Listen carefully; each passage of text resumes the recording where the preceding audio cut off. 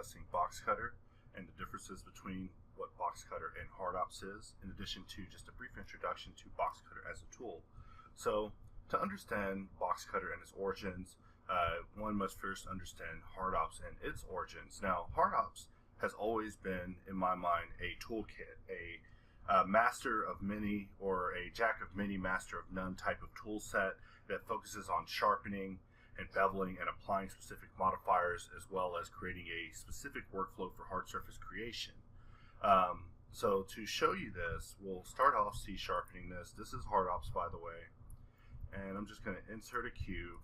This is a thing that you'll be seeing a lot of. We'll Control minus, cut that in there, grab these edges and bevel it, and then scale it and move it up, and we will C# to apply that, and we'll lower the B weight a little bit. We'll scale this around RX90, we'll bring it down here, we'll also cut it in here, and we'll hide this and C# and X symmetrize. I always X symmetrize just because I like having this line in the middle. It allows me to bevel it out, use my Shift Accent Grave hotkey for select boundary from the select menu to push these things out and basically do little geometric deviations. So as you can see, this process is pretty much what we've all been accustomed to in Hardops, and is not a bad workflow by any means. However, one day the idea came about that maybe it could be faster, and thus Boxcutter was born. So right here you see I went through a variety of different tools. Hardops is, like I said, a toolkit, so it contains tools for managing sharps, dealing with sharpening, and beveling and booleans. However, it doesn't have any tools for quickly doing it. So pressing Shift A all the time to bring in boxes and beveling edges and pulling faces and things like that just to create a cut, I mean, is a lot of work.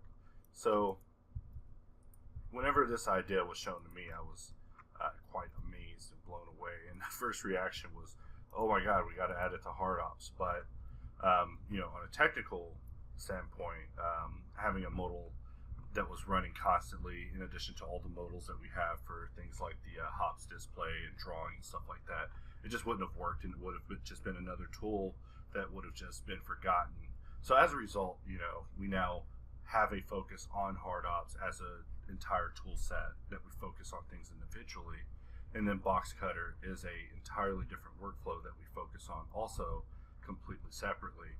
So the teams are also slightly different as well. So we'll start over with a new file, and that was Hardops.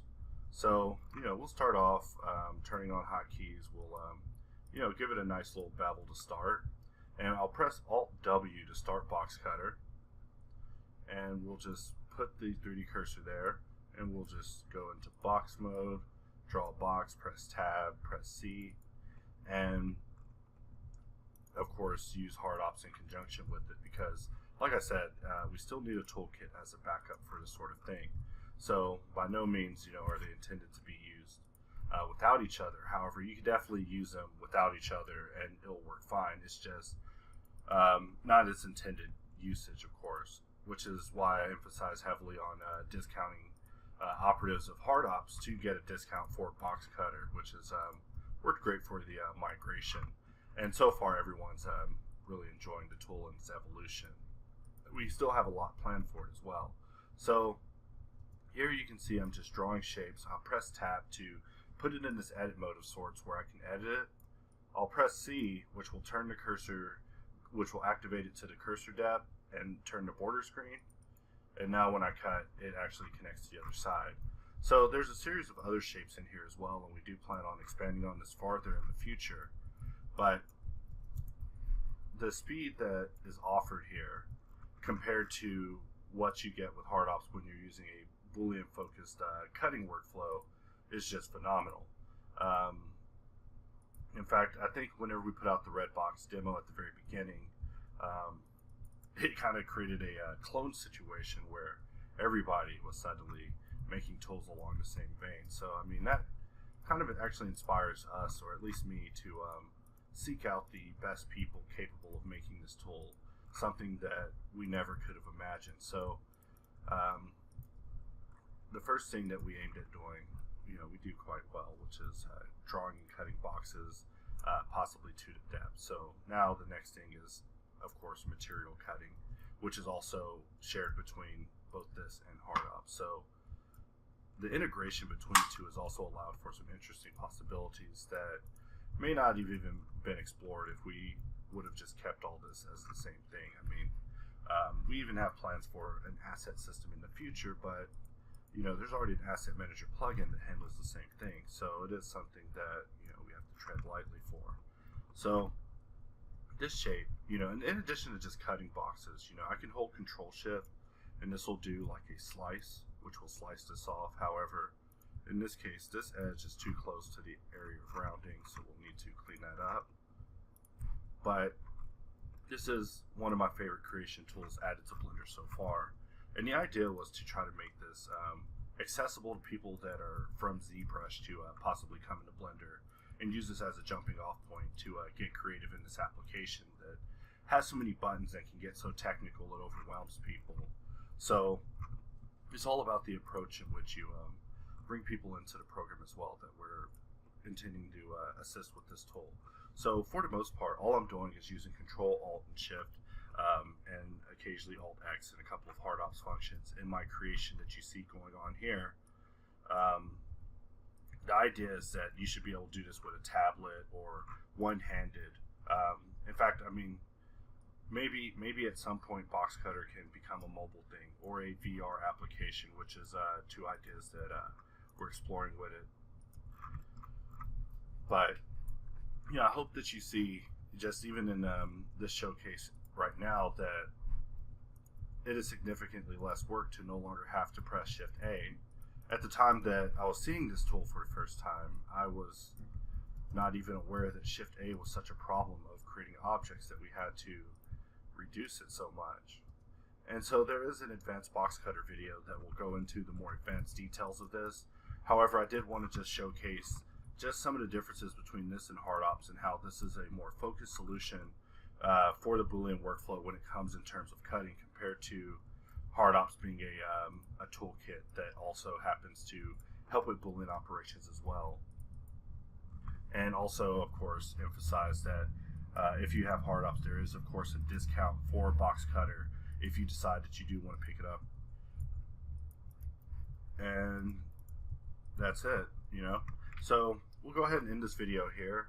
I'll do just one more cut just because, another thing that's interesting that we've added to these recent versions is I'll put a cut here and here, and we'll use J to lightning bolt, and then I'll Control B to bevel it, push it out, and we'll grab this edge and just push it like so. We'll mark it sharp. So I'm going to hold Alt and Shift while the red border is up for Boxcutter, and middle mouse click, and now I'm aligned to this view of this face that I clicked. This is one of the newer functions added to the recent versions of Boxcutter, and is one that I'm very happy about. It still is at its first level. I picture 3 more levels for this thing in evolution before it's at its final level of what I intended for the ViewCater tool to be. In fact, right now it's not even a ViewCater, it's just a view aligner. However, it does come in handy for making very tricky angle cuts, like you see me doing here. I mean, I was about to end the video a second ago, but we might as well just get in here and just do a couple of interesting cuts, because angles are always very nice. And I mean, when you combine Boxcutter plus hard ops plus decal machine, you have a complete workflow of getting all the way to the render with a a concept model that both looks good and renders well without looking like a whip, which is the goal, is to create things that look nice. At no stage should your project look blocky or simple, because with these tools you should be able to cut detail in at whatever angle you want, however you want, topology dependent, of course. I mean, in my case, you always see me managing my edge work quite cleanly in order to prevent any sort of edge doubling and things like that, because all of that will mess this up and cause so many issues with the Boolean behavior. Of course, since this is a more advanced version of dealing with booleans, the same rules for dealing with booleans apply in understanding of how doubles can affect you, spinals, bad edges, modifiers, like all those sort of things are taken into consideration with booleans. It can cause for some very unpredictable behavior if you don't keep it taken care of. So we definitely are always thinking about ways to make this better going forward. But I do hope that this video kind of clears some things up and shows the difference between the two tools. And with that, I'll see you in the next video. There is no time, no pressure.